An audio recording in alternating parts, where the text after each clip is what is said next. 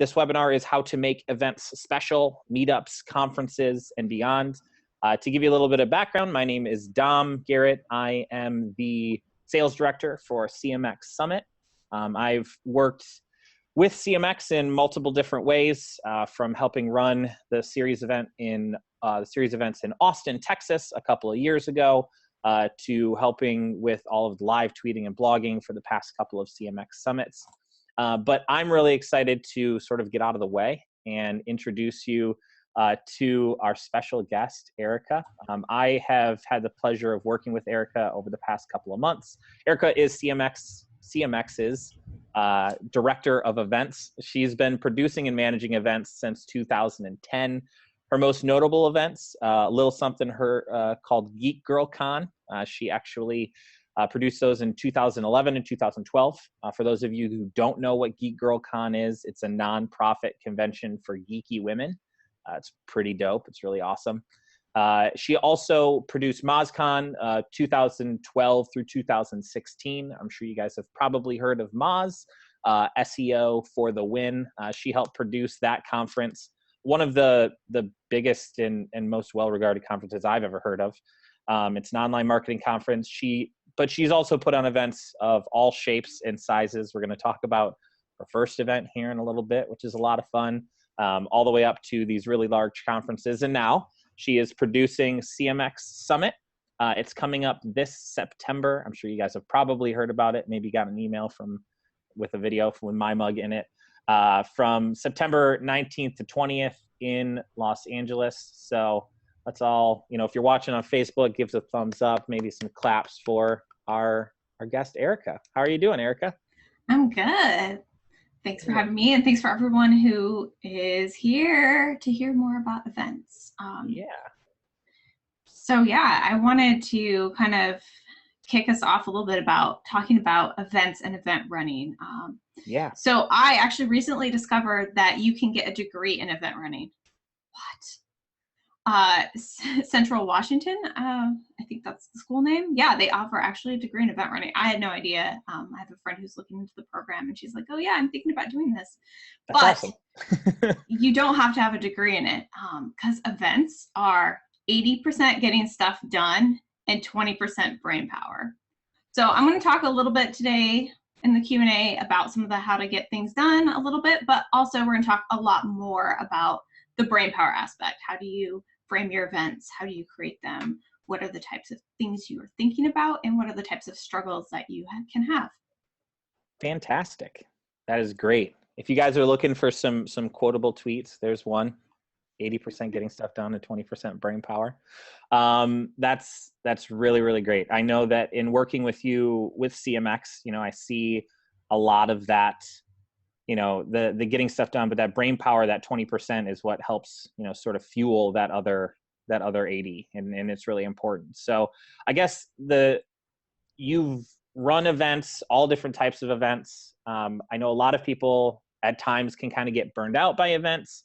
They run one and they're like, all right, cool. That was a fun experience. I'm done. That is not really the case with you. You keep coming back. So I guess the question I have to ask is, it's like, why events? Like, what do you really love about event running that has you coming back for more?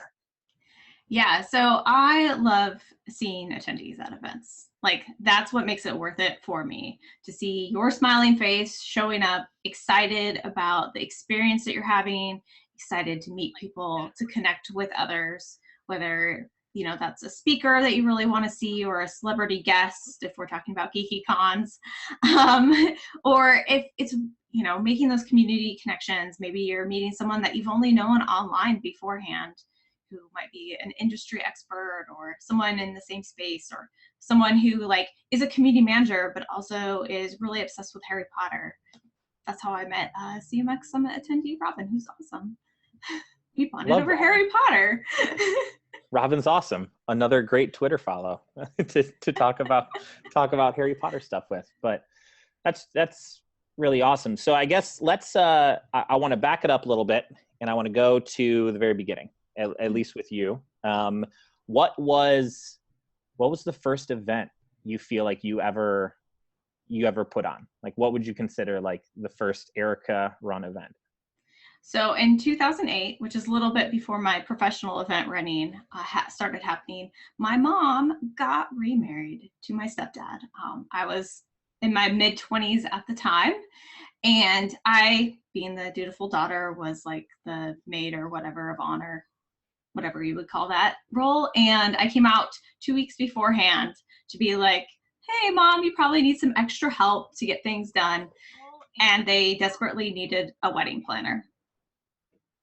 Like, beyond, they needed someone to organize and project manage. They had all the major elements, you know, the DJ had been secured, they had figured out catering, all that kind of stuff was there, but it was just everything else. Like, the details were being lost somewhere. So I helped out and got it all wrangled, did everything from like cooking my mom meals so she didn't get sick before the wedding.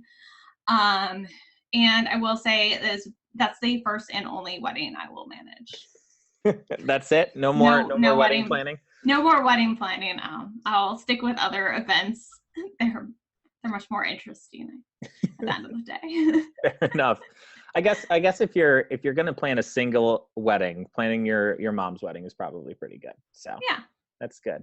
And I also like it's bride care in that, but it sort of like leans into like, you understand speaker care and the people that help are the main focus of that. Like, you have to make sure that they're feeling okay. Right. So yeah, that's providing meals, all that kind of stuff. So you're not running any more weddings. No more weddings. We're done with that. But like, what are your favorite type of events to run, favorite type of events to plan, favorite type of events to go to? What do you feel? I'm all about community-focused events.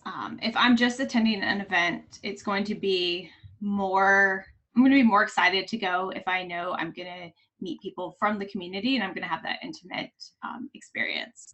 So I'm a huge comic book nerd. I'm a huge like sci-fi television nerd. So I go to a lot of Comic-Cons, and I've gone to like San Diego Comic-Con, which is the mother of all Comic-Cons ever.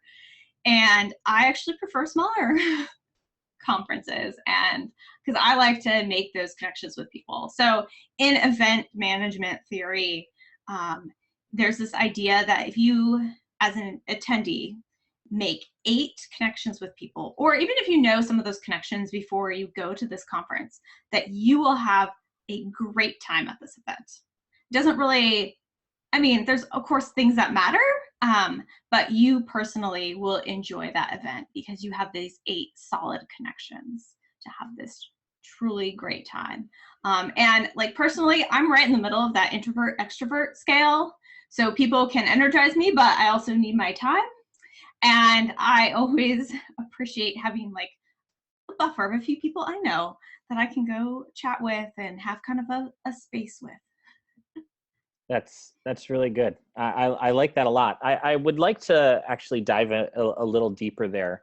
When you say like that 8 solid connections, can you give an example of like some things that have happened at a conference that you've attended, not one that you've actually personally run, but like a conference that you've attended, where like there might be like, how can you help facilitate that as a you know, like, what are some things that have happened to you, and how do you think you can help facilitate that for other people that are running their own events? Yeah, so a really great example of this is there used to be Buffy the Vampire Slayer fan fiction conventions. Love so it. we're getting really deep into nerddom. And I talking about Buffy's amazing. That musical episode was one of the best moments in television history. So this is Buffy. Totally true. So this the first one happened in 2004. And I attended. It was the height of LiveJournal. Shout out to all the community managers who were on LiveJournal back in the day. And it was just organized, for fans, by fans. And the whole idea was really, we are a bunch of women, mostly women, writing fan fiction, and we want to meet each other. But we also want to help hone like our writing craft. So people created programming around how to be better writers. There's actually a lot of pro writers who I won't name any names because not all of them are public, but who started out as fan fiction writers. So there's a lot of experience to share. but also it was really about meeting people. And so you'd meet someone, and like our name tags may have your actual first name, but most everyone went by their screen name that weekend. And there was lots of situations where you could just casually meet people. So there was like a con staff room, and you could go in, and there were like 200 people at this conference. So you were seeing the same faces over and over again. And it was pretty easy to be like, oh my gosh, I know you like vaguely online, or why am I not following you? Like, we have this really deep shared interest. Like, we're writing the same pairing and this fan fiction. We should know each other. So actually at that conference, I met my partner, who we flirted long distance for about 8 years, and now we've been together for 5 years. So I would say, never, like, the power of community is pretty amazing. That is so cool. I guess I didn't know that was exactly where you guys met. Like, just a community run event. It makes so much more sense. So Yes. I love it. That's sweet. Okay. So you mentioned how do you do this? Yeah. So like from a facilitator standpoint, like I know you mentioned a couple of different things in there, but how do you think you actually facilitate those type of meaningful connections? Yeah, if you really want people to meet, you have to give them time to meet. And that's hard because we always want to like program speakers or events that are very structured. And it's really giving people that quiet space to meet each other and have those deep connections, or foster, interesting questions to them. I would like, when I think about that conference, there was a panel that was kind of controversial, and we all had different takes on it. And I would say that harnessed some of the friendships that happened outside of that specific area. We were all at the panel, and we were like, what did that person just say? Let's talk about this. Maybe you do that. Obviously, we're in an era where there's apps you can use to help connect your attendees. I was at Marketing Profs conference last year. I spoke at it. It's a great conference if you've never been to it. But they're really intense on their gamification in an app, and all the sharing, instead of like a lot of people use social media to connect, which is awesome, great. Actually, as a conference runner, prefer that method, but they went all in this app, and that was where you're supposed to share your pictures or what you were doing, your status updates about the conference were there. And they gamified it, but also people did make connections, or people would be like, hey, I'm at the hotel bar, does anyone want to come and like have a drink with me? Just sitting here by myself, like, come join me. And people would. So it really, when you're thinking about how do I want to connect attendees, it's really part of your goals for the conference. If that's your goal, you may set up your conference completely differently. So with Summit, education is our goal. Mm-hmm. We're training community managers on how to be better community managers. So our conference is set up, yes, we want community managers to connect and meet each other, but we're set up from a programming standpoint. So we're thinking, who are the speakers we can bring in to do this education and training? Who are the sponsors we can get that would be valuable for that specific audience? But there are other conferences out there that say, like, my whole thing is I want people to actually connect with each other and leave with these solid relationships so they can be mentors or peers to each other. And those conferences are programmed entirely like from basically the opposite direction. There's a conference out there called Hive, which our CEO David attended, and they do this whole 8 connections thing, and it starts, their whole programming is around that. It doesn't, like, they get the speakers later. They work in like, okay, we're gonna have these discussion groups. How do they work? What are kind of the container of the situation? How can we break people down who don't know each other at all? How can we create this vulnerability and intimacy? So like David shared that the first night they had a dinner. So you're sat at this table with 7 other people or 8 other people that you didn't know. And you had specific topics of discussion where you had to, I can't remember what exactly the question was, but it was something, you had to share something really intimate about yourself. Yeah. And that like immediately broke that barrier down. I mean, it was also like part of the conference was, a trust situation where you were supposed to keep confidence and all those You types sort of of know things. this going in, so it doesn't take anybody off guard. Yeah. People would ask, like, if you shared something intimate and, maybe it upset you, which certainly happens, people would be like, oh, do you need a hug? Like, you were supposed to kind of give that emotional support. Mm-hmm. And as you move through the conference, you would, go to different workshops, and maybe you wouldn't be with the people in your group, but you would always come back to that group and you would have those connections again to reinforce them. And their whole point is it's a leadership conference. So they want people to be peers and mentors to each other about leadership and about, whatever that looks like on that person's particular journey. Okay. I like that. And you sort of touched on it, and I think I know what you might say here, but I want to kind of ask the question just like as a question itself. Like when you're talking about like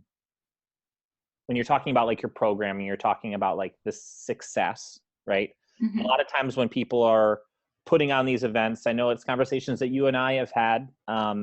David even just asked the question in Facebook, which, by the way, great reminder. Go ahead and ask questions on Facebook if you want to get them in.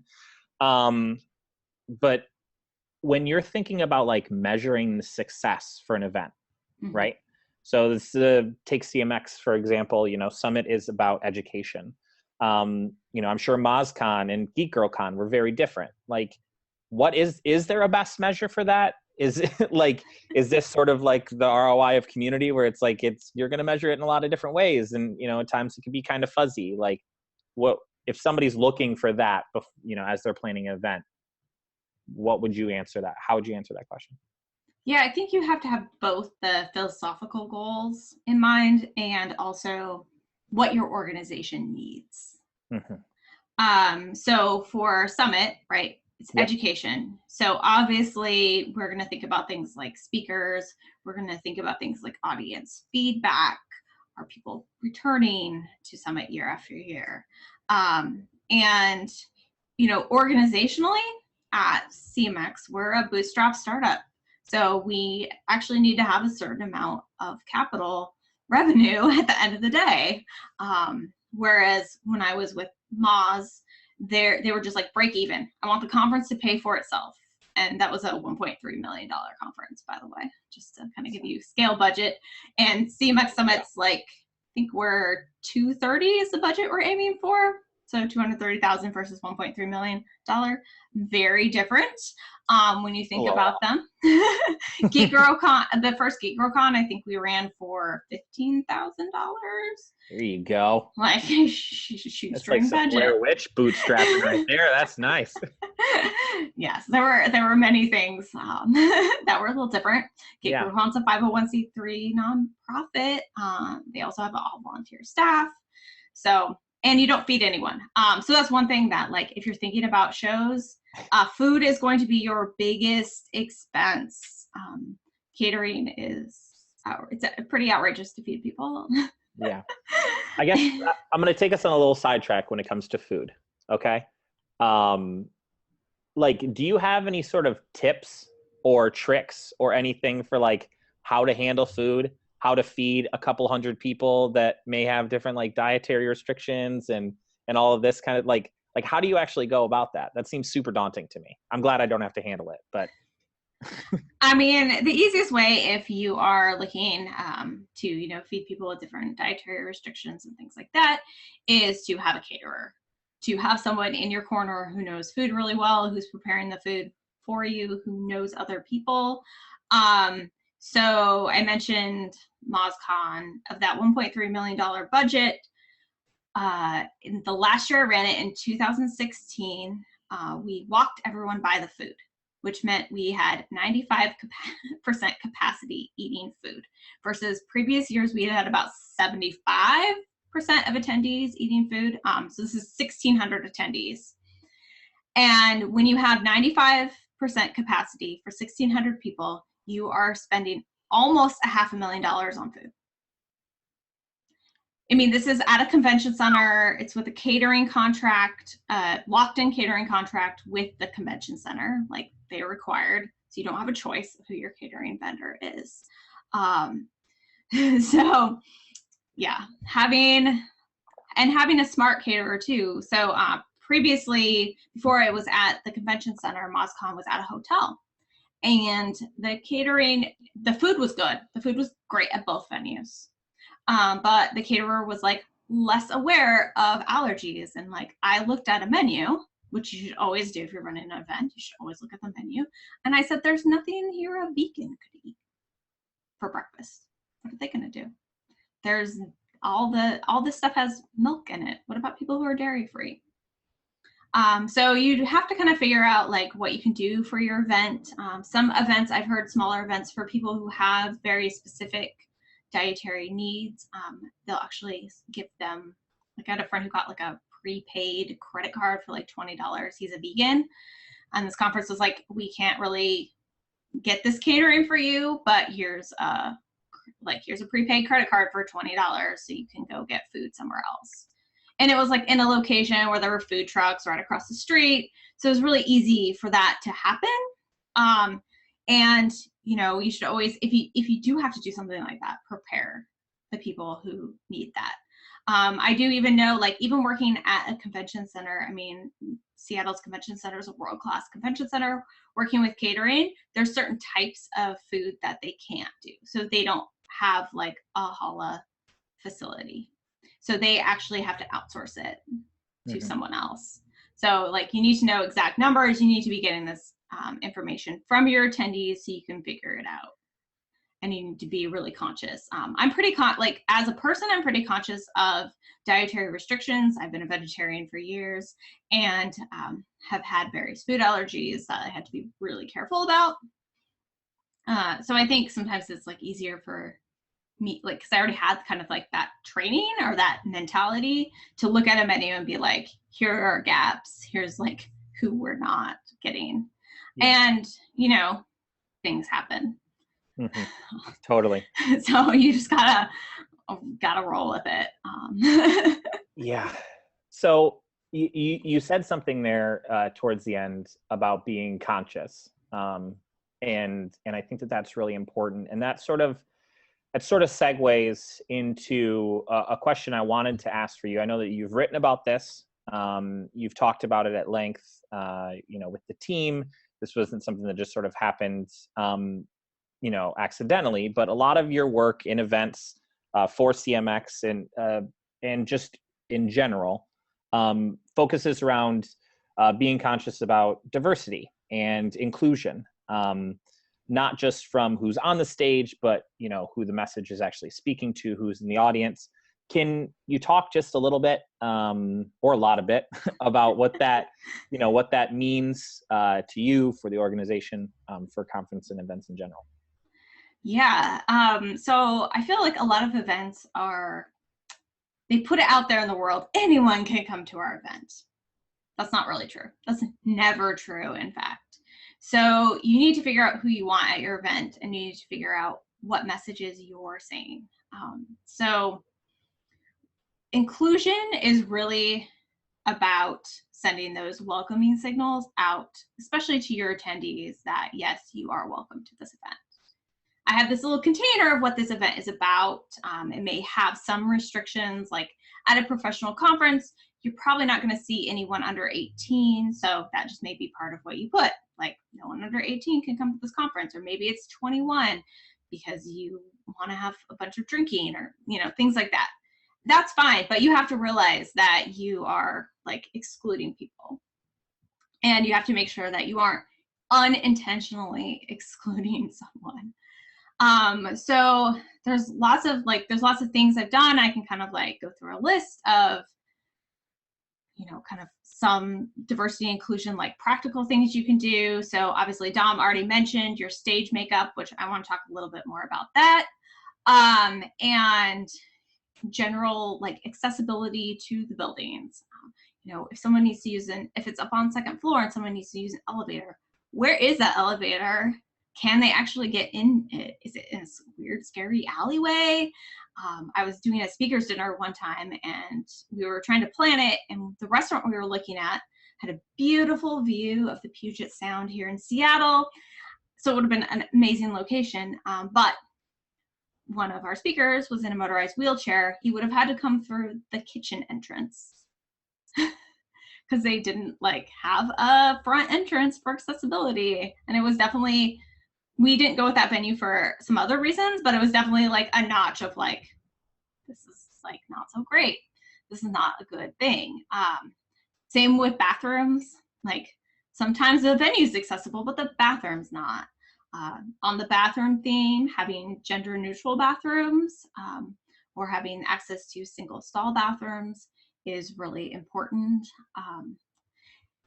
If you're designing a stage, don't use strobe lights. People have epilepsy and can have seizures, and you do not want that at your event. I've had a medical emergency. I had someone at an event who had a seizure, not because of any strobe lights or anything, just randomly happened. It was like one of the most intense situations I've ever been in. And like, you don't want to accidentally cause that for sure. You know, thinking more about the stage, the accessibility of the stage, can everyone get on the stage? You know, what if you're like, oh, all my speakers are able-bodied? Well, what if one broke their ankle right before your show? Like, you can't control that. I've even had women speakers decide to change their shoes the day before the show because the stage only had stairs, and the stairs were too steep and they were worried they were going to fall off in their high heels. Closed captioning on your stage is great. Live closed captioning is called CART. It's fabulous. Attendees love it. It just adds this layer of accessibility, and many people don't realize how much, like, you know, we all learn differently. So it's not just for people who are hearing impaired. What if you miss something and everyone starts clapping and you're like, what's everyone clapping about or laughing about? I missed that. Just look up on the screen. There it is. It's great. That's fantastic. That's really great. Swag. Like, I'm a tiny woman, and every time I get a conference t-shirt, it's a dress on me. Like, literally, I've made dresses out of conference t-shirts. So, you know, think about your t-shirt sizes. Are they going small enough? Are they not large enough? Are they you know, in a unisex cut that's actually meant for male-shaped bodies?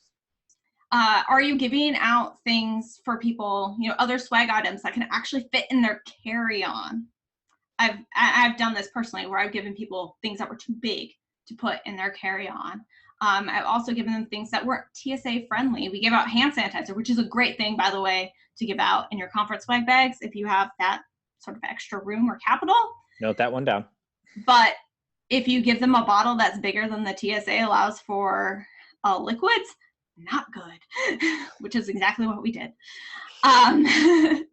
We talked about food already, code of conduct. So it's very important to have rules around what's acceptable at your conference and what is not, and what happens if people break those, and what are your expectations for attendees. Because code of conducts aren't just about like, if you sexually harass someone, we will throw you out or whatever. They're also about the atmosphere that you're trying to create and that trust level. And do attendees even know you have a code of conduct? Do they even know what to do if they witness something? You know, I've had people come up to me and been like, oh yeah, I just like helped these ladies who were getting harassed by this guy. And I was like, why didn't you come and get me? I would have ejected that guy from this party. Like, that's what you actually needed to do. It was like a friend who was at the conference. Man, that's wild. Yeah. Offering scholarships. So if you're doing a professional conference like CMX Summit, it's not cheap. Our tickets are not cheap. So are you allowing people who are unemployed? Are you allowing people who are low income? Are you allowing people who work for nonprofits? Like, how does that work? I know last CMX Summit, I got a ticket. I was unemployed at the time, and CMX reached out and said, hey, do you want to come to the conference? I still had to pay for my travel and everything, but like, having that free ticket allowed me to actually come to an event. So with CMX, we actually started a formal scholarship program this year, which is one of the things I'm very proud about, and I think is a great move to our like future. And another thing I wanted to briefly touch on, which I can talk a lot about, is drinking. So Please talk about it. a lot of I know conferences. a lot of like conferences, and not just conferences, but like smaller events like meetups and happy hours. Like it's, you know, go ahead. Drinking is a problem. And there's lots of reasons people don't drink. And when you set an expectation that your party is around drinking, then people feel that pressure or feel like they need to justify it. And that is super hard for people who don't drink. And there's a variety of reasons out there. If you only think that the people not drinking are alcoholics or are pregnant, I've gotten that. Like, I don't drink very much, and I've gotten people have been like, "Oh, you pregnant?" Like, first of all, none of your business. Like, second of all, just a pro tip: never ask that question. Like, no, it just doesn't. It's not. You're never gonna win asking that one. So no, you're not. So think about your structure, and if you are having drinking, is it appropriate? Do you need to give out drink tickets to limit the amount of drinking, which also helps with your budget, by the way, if you're thinking about that. Should you have some events that don't have drinking? If you are having drinking and you're advertising it, are you also making sure that you have non-alcoholic beverages there? And are you advertising that you have non-alcoholic beverages in that space? So that's my kind of little drinking thing. That's really good. Just to think about. Yeah. I feel like, especially in the tech space, a lot of people get really caught up in we have to have a rager. And you're like, you don't. No. It's I've been to some of those before, and it doesn't really do too much. So I guess you can if you took notes on all of that, that could be on the stay woke section of all of the things you probably didn't think about that you should think about. And each individual one is important. And I think it's important to mention that,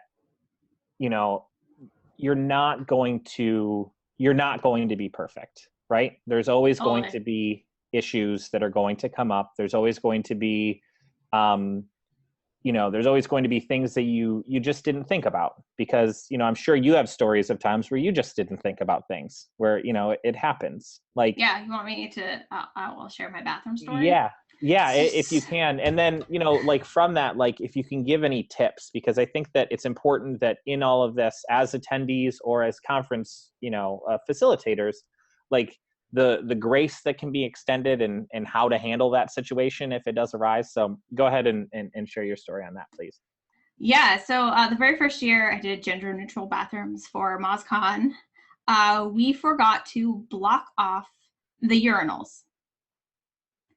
So you should encourage everyone in a gender neutral bathroom to use a stall to ensure everyone's level of comfort. And I would have expected most people to just go into a stall, which was true, but there were definitely people who could use a urinal doing so, and that definitely made people uncomfortable. So in the next years, we were like, okay, one thing that we have to make sure is that we have a curtain or something to block off the urinals so people cannot use them. You're muted, Dom. I said, there you go. So if you do have something like that happens, and you're, and if you're, I guess, let me ask you this, if you see something at a conference that sort of makes you feel uncomfortable, or something that you notice isn't being handled, what do you think is a good way to sort of bring that up in a way that's constructive, that will, get the answer that you need, but not in a way that, makes anybody feel extra uncomfortable or extra angry when you do that? Yeah, so it's definitely important to bring it up with the organizers or the company who's putting on the event, because they're the ones that at the end of the day are going to be able to make a change. Of course, if you actually feel unsafe or something dangerous is going on, you need to contact for an emergency. Just like any other situation, some places are if you're at the convention center in Seattle, for instance, they actually have emergency phones, and they actually are the ones that call the cops, or there's actually a paramedic that has an office in the convention center anytime there's an event running. So they have staff on site. So if it's emergency, call the cops, call 911, like do that, please. But if it's something that's happening, if you're uncomfortable, you really need to reach out to the conference runners and address with them what is happening, and state, and anytime you're bringing an issue to someone, you also have, there's a give and take. Like, you state your side, sometimes there's another side that they may have to go figure out what happened from that person's point of view. Sometimes they can make their own judgment. One year we had an inappropriate tweet from a sponsor, and someone brought it up to me. I delegated it to my boss to deal with. It was on Twitter, so it was very public. We could all see it, right? Mm-hmm. So there wasn't much investigation of what happened. My boss reached out to the sponsor and said, hey, this is inappropriate. This tweet you sent out, can you remove that? And they did. Like, no big deal. Like, done. You really have to deal with it in the moment. And I would say, you have to, as an event runner, you have to keep a level head about it. And you have to figure out what the best situation is. Sometimes it's literally deleting a tweet. What did that do? Yeah, you had to have a little bit of an uncomfortable conversation, mm-hmm. but it wasn't a huge thing. Yeah. I think a lot of people can sometimes knee jerk to we have to kick that person out, but you don't. There's a range of reactions you can do, and there's a range of tools that you have at your disposal depending on your conference structure. Perfect. Okay, I want to get through a couple of other, I guess we'll say a little bit larger questions, mm-hmm. but wanted to also, we have a ton of really great questions that are coming in. Yes, we do. So I want to make sure I get to those.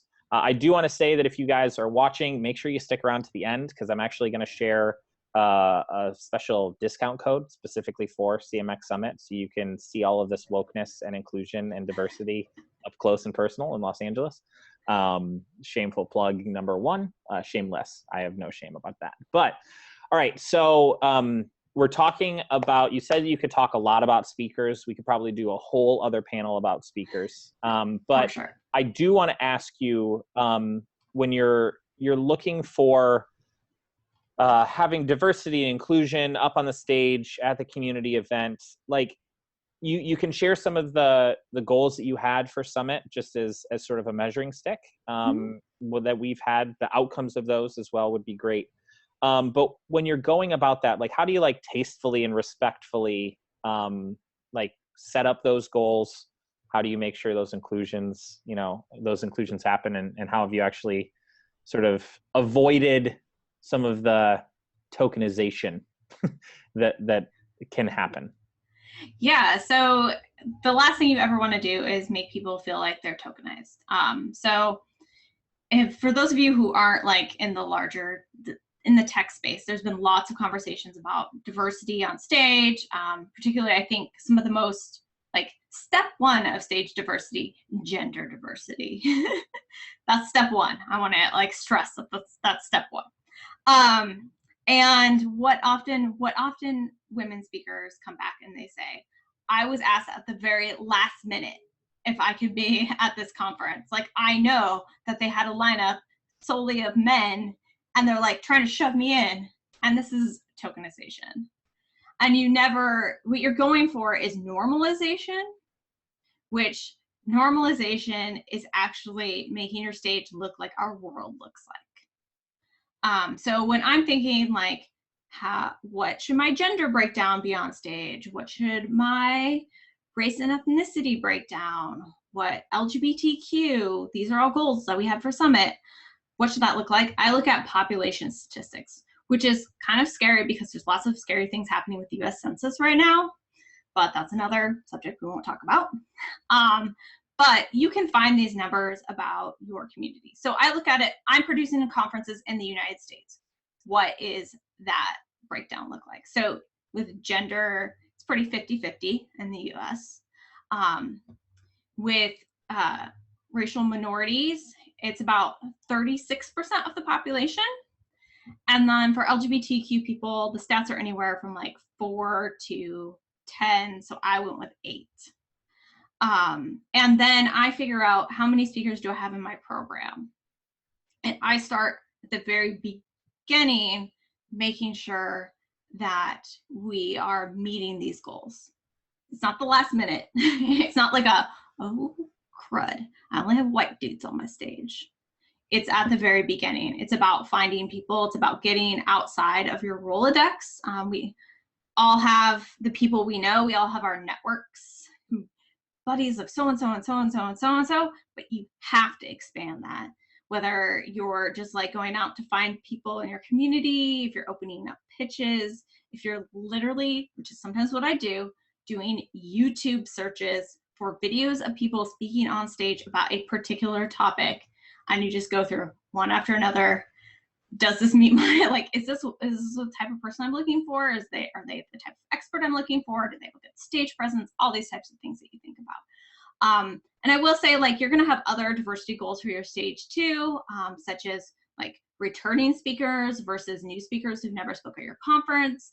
If you have certain tracks you're trying to fill, you're going to have, you know, certain areas of expertise. If you're going to have keynote presentations, maybe you have some other like goals around those. Like for CMX, we wanted to have a senior community manager who's very mature in their career. So we're having Erica Cool, who's the VP of Community at Salesforce, come and speak. Like that's the bucket that she fits, and that's an organizational need versus like an overall demographic need.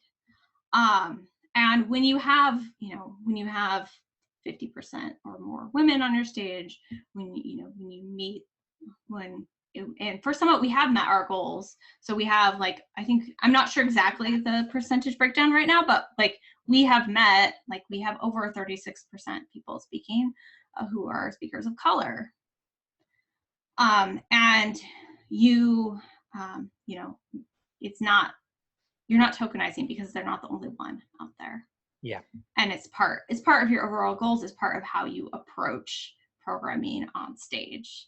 And people don't want to be like, if you're in those buckets, you don't want to be the only one. I spoke at a conference a year ago or so. And at one point I looked at an agenda and I was like, there's only one other woman on this entire schedule besides me. And I kind of freaked out. It was in Vegas, and I was like, oh my God, it's in Vegas, and I'm gonna be the only woman there. Besides this one other woman. What? Yeah. And I think that, you know, the biggest thing, not the biggest thing, but an important thing, I mean, when you're looking at all of this, when you're thinking about planning your conference, what the conference is going to feel like, how the diversity you want to have, like, I think it's incredibly important to have a lot of conversations with a lot of people about this. You know, one thing that you've done, you know, I didn't have any necessary part of this. Like, this was a conversation that you and Carrie and David had together, you know, and you had it together as like a team. You opened it up to the community to talk about what these goals actually are. Like, before you just decided like, oh, this is what we need to check box A, B, C, and D and start thinking about it that way. But instead, opening it to the community, this is what we're doing, getting feedback, listening to what people have to say about it. You know, it's, you know, at times that there can be some pretty tough criticism that might come back. But being, just like anything else, being open to that, being willing to listen to what people have to say, you know, checking your own thoughts and what that actually should look like, what's happened in the past, to what people want to see. I think that's really important, and just, you know, sort of keeping that sort of a mentality. And you know, I commend you for the, you know, what you've actually done with that. I think it's very important. I think that, you know, this is a conversation that definitely needs to be had. So what I want to do is we've got about 13 minutes left. So I want to fire off some of these questions that we have. Some of this is going to be a little bit, some of it's going to be very tactical. Some of it's going to be a little bit more big picture. But I just want to make sure that we get through this. So let's see. We've got a question here from in Zoom. We've got a question from Hercules. So hi, Hercules. Thanks so much for joining. He asks, any tips for organizing events with the only goal is to connect people? What's the best event structure for that? So if you're starting out connecting people, you need to make all those decisions on how to connect people. So your programming is going to be about how can those people meet each other? How can they forge those connections? So you're going to do, I talked a lot about the hive model. You're going to want to do something more like that. You're going to want to think, how can I break down these barriers? How can I meet? How can we get people like arranged? By the way, anytime you like are with a group of people and you're like, everyone with, you know, little stars on their badge, go here, and everyone with squares, go here. You got to program that time into people like the chaos of finding each other. Yeah. So you really have to look at that from that point of view. A lot of people that do this sort of small group discussions, they also reach out ahead of time to someone in that group to be the facilitator. So that person may get special training on how to like deal with some of these hard, if it's like intimate conversations, you're in vulnerable conversations you're trying to have, like how you have to train someone like how to prepare for that, like a little bit, you know. Yeah. You may give them the questions ahead of time so they can think about it, or they can think about their own answers so they can better respond to people instead of just kind of being in their own head being like, how do I respond to this question? That's a really good point. All right.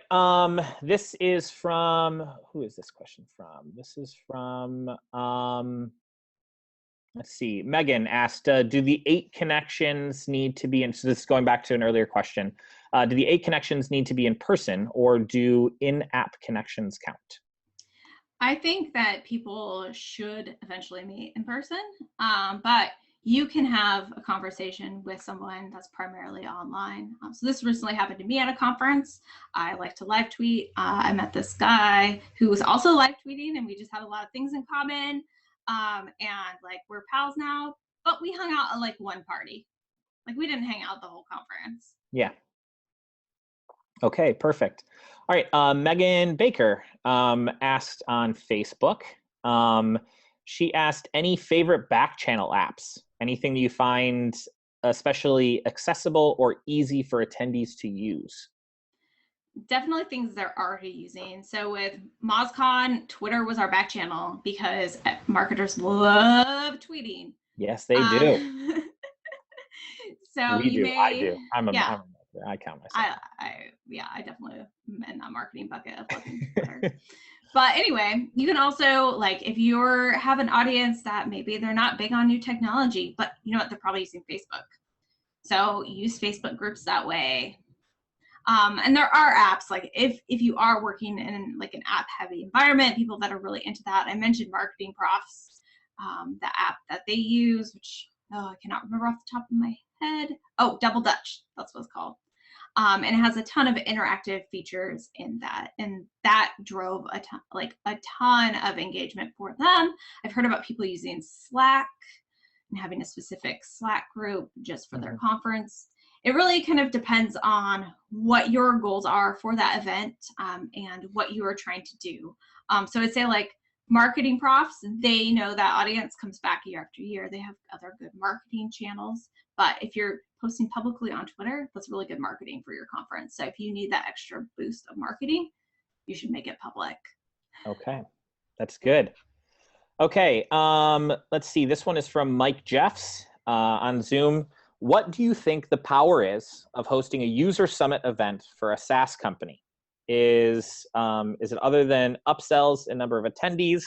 And what metrics should be measured for a user summit versus an event like Moz? Yes, so you definitely want to look at your retention. So if you're doing anything where any people who are giving you money for something, which I assume you're a SaaS brand, so that's what you're doing with your user summit, you're going to want to look at customer lifetime value. You're going to want to look at your other retention metrics. I do really believe, like even at something like a MozCon where anyone could come to it, the people who went had this sheen, like there's like this sheen when they thought about Moz. And if they were like looking for SEO software later on, or, you know, maybe they switched companies. So I think there's a huge value in retention metrics. And it can be like, we all know analytics systems can be crazy and like messed up and weird and all that stuff. So you have to figure out kind of like what can I actually look at as an event runner? Or do I need to pull in a data scientist to figure this out? Is this worthwhile for the organization? I will, if you pull off good user summits, like you're going to have people who are going to be with your company forever. Awesome. This question is from, sorry, man, I coughed like 3 times and I got it muted every single time, but not that one. So this one is from Chris Anderson.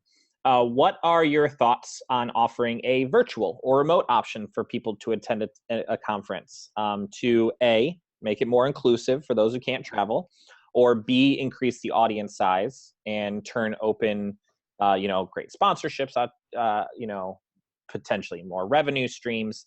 What are your thoughts on that? And then really quick, do you have any tips on like AV vendors, costs, just sort of like, I know we've talked about it for Summit, being able to like Facebook live stream certain things. I know that can get kind of pricey. So can you talk on that really quick?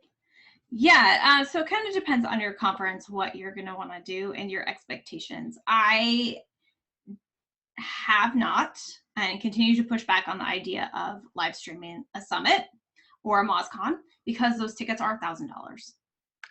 And if you are charging $1,000 for someone to come in person, right, there's lots of costs. We talk about like food, like $300 of that ticket, right? But your live stream better be amazing, and you better have a professional AV company doing this work for you. There's lots of great vendors out there. What I would recommend is going to finding a show you like and figuring out what vendor they use. That's a great tip. I like that. That's what I did, essentially. I went to a show, met a vendor that I really liked with their work, and continued to use them. And for a while, I was thinking about doing some events over in England, and like that was another thing. I ran into another vendor at another event I was at, and I was like, "Tell me about you." I was a speaker, so I actually got to like talk with the AP crew. And I was like, "Can I get your card?" That's awesome, though. That works really well. But yeah, if you're doing live streaming for a high price ticket event, you need to be doing it well. Yeah.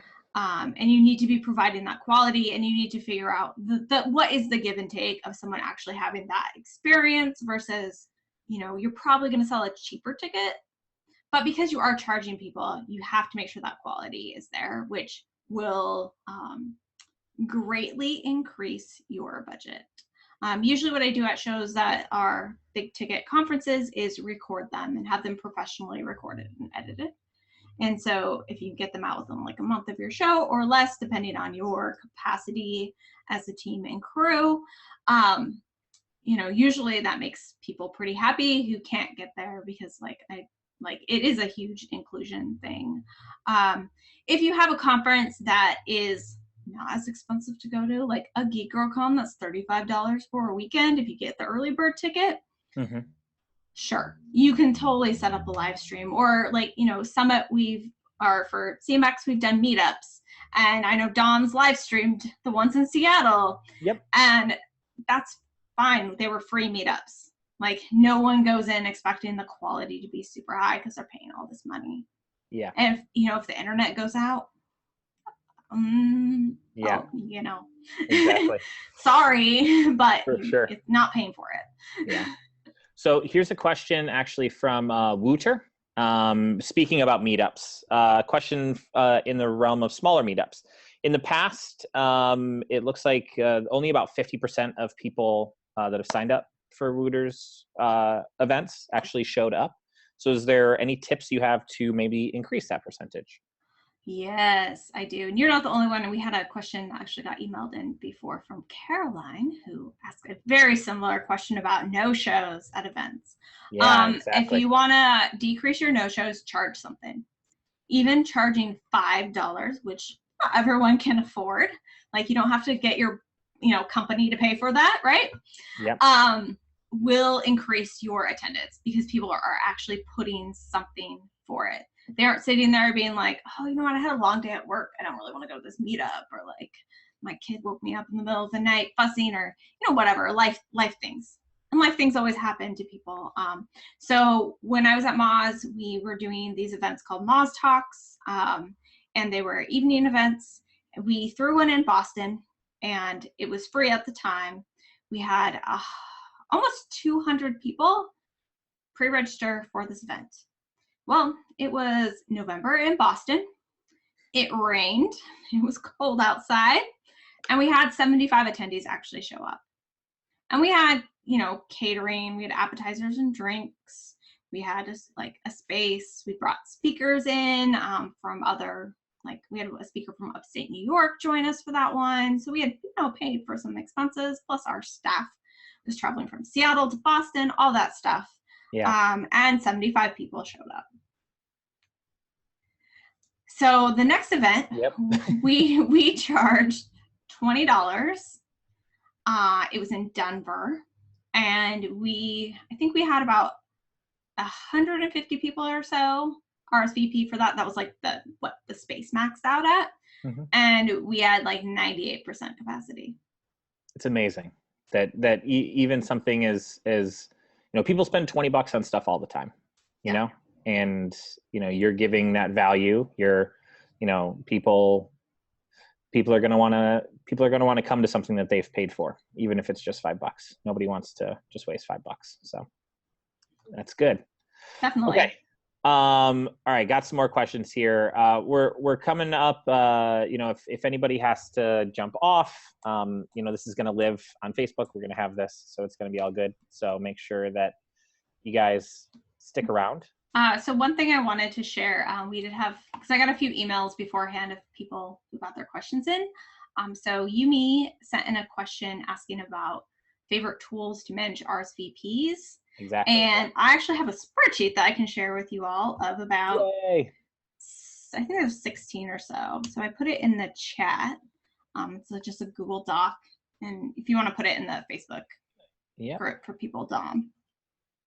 So that spreadsheet does a little bit of price comparison versus over a bunch of vendors, a bunch of research that I actually did for Summit, and some of the capacities. When you are looking for those tools to manage your events, it really depends on what your needs are as an organization and also what you can afford. Perfect. That's great. I'm glad that you got to that. Okay, so one question I did have, and maybe you could just touch on this pretty quick, but we had a couple of different questions that came in about being able to help mitigate some of the costs of events, you know, whether it be fundraising, whether it be like searching out sponsors. Do you have some nuggets for how to at least get started with that? So anytime that you are, okay, I'm getting a weird error. Can you still see me and stuff? Yeah, I've got you. Okay. Looks like we're still good. I'm getting a weird Zoom error, so I just want to make sure we're okay. So anytime that, you know, you're looking to cut costs, there's lots of ways you can do that. You can look for spaces that people want to donate, which depends on your cause and your mission of what you're about. So like with Geek Girl Con, it was always really, it was easier to go to someone and say, we're a 501c3 charity. We do this. You match our mission because you are this. So like we used to have these meetings at a local cafe that's actually a board game store. And so they're like, oh yeah, gaming, that's what we do. Like, you're geeky lady. Like, of course, like this is our missions have aligned. We'll let you use the space for free. So if you're, you know, and you can do this even if you're not a 501c3 organization, you know, if you have partners or people in your space, so like in the tech space, so many people have these great offices that have built in like mini auditoriums. If you're having a meetup for 50, 60 people, that's a great space to use. So you need to start like reaching out in your community. And it, you know, it takes longer. I will say that, like, doing that takes longer than like handing a person a check and being like, so we're getting this space. Here's the contract. Here's the deal. This is what we're doing. But there are ways that you can think about cutting costs, or like if you have like a series of meetups and you want to give everyone t-shirts, buy those t-shirts in bulk and give out like the same t-shirt throughout the year, like at each one of your meetups. That's great. That's really, really awesome. So Jessica Ramos just said we have an amazing space in Santa Monica, AV and chairs. So message her on Facebook if anybody's interested. So if you want to run an event in Santa Monica, reach on out to Jessica. She'll be able to hook you up. So I have one last question that I want to ask you, and then we'll be able to share some little bit more information about some of the other stuff that CMX has coming up. But when you're thinking about, you mentioned retention quite a few times. Mm-hmm. So obviously, it's difficult to be able to, I don't want to say difficult, but it's not an easy thing to get people to come to an event, right? So obviously getting people to come to the next event makes your job a lot easier because you have people that are already built in there. So how do you sort of, what are some of the best ways you found to be able to pull audience feedback, to be able to make an event that more people are going to show up to? How do you help, any tips or tricks to raise retention in those sort of ways? Yeah, so audience feedback is super important to get. You should definitely be surveying your audience is going to be the best way to get feedback. You can also have some metrics like retention over event after event, especially for the same event, to make sure that it's resonating with your audience. I will say the biggest things about audience feedback always to be leery of is actually how well your questions answer what information you want from people. Often people don't know how to tell you like why they didn't like something or why they didn't like something. So someone can be having a bad day and just not like your conference because of that. I had a speaker who got up on stage and swore a lot and was pretty angry throughout the entire presentation that he gave. And it was because his sports team lost and because he had some travel issues getting to the conference. Like, it wasn't the conference. Yeah. It wasn't me. Like, it was things in his life. So if you think about like each attendee is going to have different reasons why they really enjoyed something, like, maybe they met all their friends online that they'd been wanting to meet forever and that made it for them. Or maybe there was a certain speaker that talked to something that was really a problem they were trying to solve, or spoke to something in their soul that's like driving them forward. So trying to figure out how to ask those questions. And there's like an art to how surveys are constructed. So I would really suggest that you read up on that, figure out, what sort of data is actually valuable for you and how to break it apart. So with like MozCon, one of the things I always knew is when I asked people overall how they liked the conference, I didn't at that point want to know what they thought of the speakers. I want to know about everything else in their experience. So I always had to write in the survey, because that was one of the first questions, was like about the overall atmosphere. Like, you will get to rate the speakers later. Don't talk about speakers here. I mean, people did, of course they did. Yeah. But it kind of helped delineate that feedback into like the different buckets. Is it the experience? Is it the programming? Is it just that they had a bad day? Or is it because they had a really great day and that they want to come back year after year after year? And, sometimes people are just haters. And I always, caution any events runner of overly internalizing every single complaint. Yeah, I feel you. All right, so I want to be respectful to everybody's time. Some questions we didn't get to. I'm really sorry about that. Erica, where can people find you online to be able to ping you, DM you, and ask you more of these questions? Yeah, so you can always email me. I'm just Erica with a C at cmxhub.com. I'm also on Twitter. I'm McGillivray. That's just E. And then my last name, that's really long and hard to pronounce and spell. Great Twitter handle. But yeah, totally like tweet at me or email me, and I can definitely chat with you more. I also did want to share, we have a special, Dom mentioned we have a special code. Yeah. I am putting that in the chat right now. So well, I made a little slide, so I'm gonna. Oh, you made a slide. Look at that. It's even Let's see if better. I can actually get it to like work properly. Can you see that? We can see your screen. Yeah. Ooh, can you see the code? Look at that. I can see the code. Oh, look, it went to the other line. Oh, Google Slides. It's all good. So everybody, if you use the code Events Rock, so if you go to the CMX Summit page, you can use the code Events Rock. There's a special discount code for you for taking a look and a listen at all of this event talk that we've had. And like Erica, feel free to reach out to me. You can find me. It's just at dom@cmxhub.com. If you have any questions, if you are a nonprofit, if you're a student, you want to be able to be included, we have an even better discount for you guys. So make sure that you do reach out. Erica put a lot of time, a lot of energy, a lot of thought, more than just 20% brain power in there. So yeah, make sure you take a look at that, and we'll be able to chat and hopefully see you in Los Angeles. So thank you so much for everybody that joined in.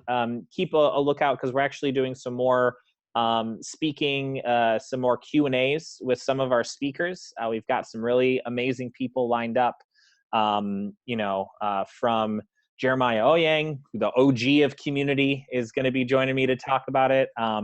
We've got Susie Nelson, we've got Ariel from Buffer. It's going to be amazing. There's a lot of people. It's going to be a lot of fun. So make sure to follow along in the Hub group. You can follow along with CMX on Twitter and see all that kind of stuff. So thanks a lot, guys. And we look forward to talking with you soon. Thanks, everyone. Bye.